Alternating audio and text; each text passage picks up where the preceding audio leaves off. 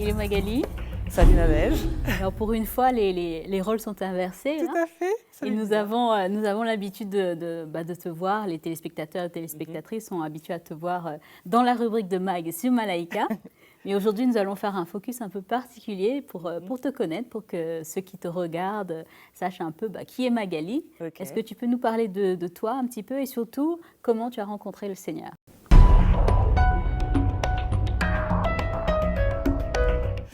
Alors, c'est toujours très difficile de parler de soi, mais je vais essayer d'être assez concise. Je suis Magali, donc j'ai 39 ans. Et j'ai rencontré le Seigneur, j'avais 10 ans. En fait, donc, j'ai grandi dans une religion traditionnelle. Donc, mes parents étaient quand même assez assidus dans cette religion. Et puis, et déjà toute petite, j'entendais parler des histoires du Seigneur, de Jésus. Et ça a touché mon cœur, mais vraiment depuis que je suis enfant.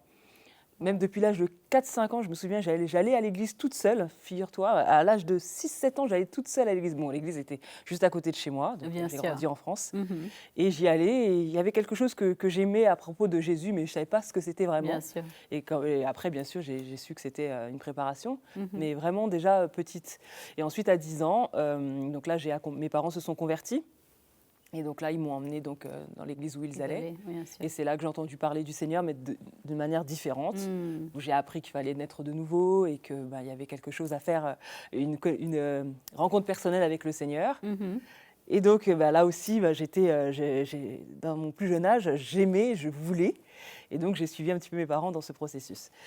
Et donc après, eh bien, quand on grandit, on entre dans l'adolescence, etc. Oui. Et moi, j'ai grandi dans la grosse banlieue parisienne où il y avait le phénomène de bandes, dans les cités, etc. Donc moi, j'étais à fond dedans. Et donc j'ai grandi, ma foi c'est un petit peu altéré dans le sens où j'avais d'autres centres d'intérêt. Le monde m'attirait énormément et puis quand on est jeune, on veut se montrer, on veut faire plein de choses. Donc je me suis un petit peu éloignée du Seigneur jusqu'à l'âge de 18 ans où j'ai passé mon bac. Et là, mes parents, ils ont fait une pause dans l'église où ils étaient parce qu'ils considéraient que ça leur apportait plus vraiment ce qu'ils avaient besoin. Voilà, tout à fait. Et ils étaient dans une recherche. Et moi, j'avais 18 ans à l'époque. Et ils ont rencontré, donc ils ont entendu un message qui vraiment les a sensibilisés, les a touchés. Et j'ai vu le changement dans leur vie chrétienne à eux. Et ça m'a touchée moi aussi. Et je me souviens que quand j'ai entendu ce message dans l'église qu'ils ont connue, ça m'a énormément touchée. Et donc j'ai assisté à un camp de jeunes organisé justement par cette église. C'était au Zimbabwe. Et j'avais donc 18 ans, oui, toujours. Je venais juste d'avoir mon bac, je me souviens.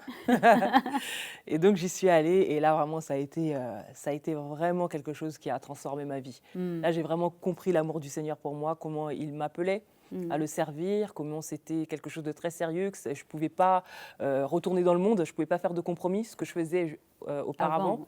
Là, j'ai vraiment ressenti que c'était quelque chose de très sérieux, que je devais abandonner des choses, mon amour du monde, la musique du monde, enfin plein de choses. Ce n'était pas quelque chose qu'on m'a imposé dans ma vie, où on m'a dit, tu n'as plus le droit de faire ça, tu fais plus ça. C'était vraiment, je ressentais dans mon cœur qu'il y avait des choses, je devais me séparer. Et donc, c'est à partir de ce moment-là que j'ai vraiment été en plein dans cette église, j'ai cette partie prenante dans cette église, j'ai servi le Seigneur jusqu'à aujourd'hui. Et donc, je suis très épanouie, évidemment, de ce que j'entends. Je suis contente de ce que j'entends. Et le Seigneur a fait de grandes choses. Justement, en tant que jeune, on reste encore dans la catégorie jeune, n'est-ce pas? En tant que jeune chrétienne, quels ont été tes challenges? Est-ce que tu as eu des victoires, justement, que tu peux partager avec nous aujourd'hui? Oui, bien sûr, il y a eu tellement de victoires. C'est vrai que j'ai 39 ans, c'est pas non plus, je ne suis pas une grand-mère. Bien sûr. Et je respecte les grands-mères. Mais c'est vrai qu'en 39 ans, j'ai vu énormément de choses, notamment dans mes études, parce que j'ai fait quand même des études assez longues. Donc j'ai vu vraiment la fidélité du Seigneur dans ce domaine. Comment on peut être une jeune fille chrétienne, mais dans le monde, dans une université où les gens ne sont pas chrétiens, mais de se tenir, de se positionner pour le Seigneur, même si on fait des gaffes, même si on tombe, même si on fait des erreurs, mais c'est possible. Dans mes études, j'ai vraiment vu la grâce du Seigneur. Et puis également dans ma vie professionnelle, il y avait des moments où je ne savais plus du tout ce que je voulais faire de ma vie, tout simplement. Il y a des jeunes, on ne sait pas ça trop. Arrive, voilà, exactement. Tout à fait. Et le Seigneur a vraiment ouvert des portes et il m'a donné vraiment les choses que je voulais faire, où je pensais que je ne pourrais jamais les faire, mais il a ouvert des portes pour moi pour que je puisse les faire. Donc je travaille dans la communication, dans le journalisme, dans la rédaction, des choses que j'aime énormément. Bien sûr. Et que je fais avec Malaika aussi. Donc vraiment le Seigneur m'a comblée en toutes choses. Et après, dans un autre aspect de ma vie, je ne suis pas mariée, pour celles et ceux qui se demandent. Célibataire. Et c'est vrai qu'il y a eu des moments de ma vie dans cet aspect où il y a eu énormément de lutte, parce que c'est normal, je veux dire, plus on vieillit, plus on a envie de fonder une famille, ce qui est naturel. Tout à fait naturel. Mais il y a eu pas mal de moments difficiles dans ce domaine de ma vie où je ne comprenais pas pourquoi le Seigneur faisait que je ne me mariais pas. Est-ce que c'était une malédiction? C'était une malédiction. Et puis surtout, je voyais énormément de toutes mes amies pratiquement se sont mariées, elles ont des enfants, etc. Donc c'était une interrogation et aussi il y a eu beaucoup de pleurs quand même, il ne faut pas se le cacher. Mais dernièrement, pour être franche, Nadège, ça doit faire peut-être 1 an comme ça ou peut-être un peu plus, où le Seigneur m'a encouragée à le chercher dans ce domaine particulier de ma vie.